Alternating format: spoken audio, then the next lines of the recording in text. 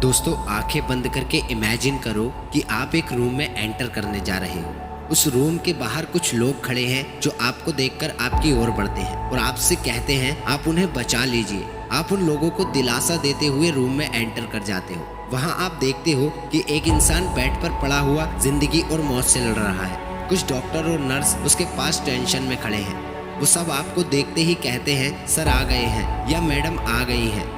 वो सब आपको देखकर पीछे हट जाते हैं। आप उस मरीज का इलाज करते हो और उसे बचा लेते हो।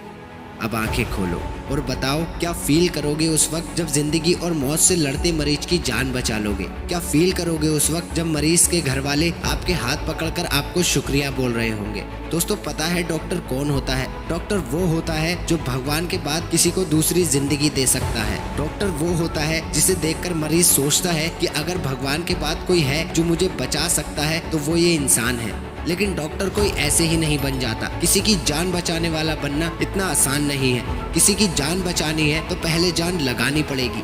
जान लगानी पड़ेगी, रात दिन एक करना पड़ेगा, दोस्तों से दूर होना पड़ेगा, सोशल मीडिया का त्याग करना पड़ेगा, किताबों से प्यार करना पड़ेगा, तुम्हें सोते जागते उठते बैठते बस पढ़ना पड़ेगा। तब जाके तुम डॉक्टर बनोगे, तब जाके तुम भगवान का दूसरा रूप बनोगे, तब जाके तुम्हारे माँ बाप को तुम पे गर्व होगा। दोस्तों नीट का एग्जाम आने वाला है। अपनी पूरी ताकत लगा दो पढ़ाई करने में, अपने आप को पूरा झोंक दो किताबों में। चाहे पढ़ते वक्त कितना ही आलस आए, कितनी ही नींद आए, बस तुम पढ़ते जाओ। ये जो पढ़ाई करना तुम्हें समस्या लगता है ना, इसे तुम समस्या मत समझो, बल्कि इसे तुम तपस्या समझो। तपस्या करके ही तो इंसान को वरदान मिले हैं। तुम भी अपनी तपस्या में जान लगा दो ताकि भगवान तुम्हें भी वरदान दे किसी की जान बचाने का, अपने सपनों को पूरा करने का, अपने माँ बाप के जीवन में खुशियाँ लाने का। कभी तुमने सोचा है कि जब तुम्हारा सपना डॉक्टर बनने का है तो फिर तुम पढ़ाई से कैसे भाग सकते हो और भागकर तुम जाओगे कहाँ? क्या तुम सह पाओगे उस दर्द को जो एक फेल हुए बच्चे का होता है? क्या तुम देख पाओगे उस माँ को जो सुबह सुबह उठकर तुम्हारे लिए नाश्ता बनाती है? क्या अपने उस बाप से नजर मिला पाओगे जो तुम्हारे सपने पूरे करने के लिए पूरी नींद भी नहीं ले पाता? कब तक उस बाप के कंधों पर बोझ बने रहोगे? कब तक बाप के पैसों पर ऐश करोगे? कब तक यूं ही पड़े रहकर टाइम बर्बाद करोगे?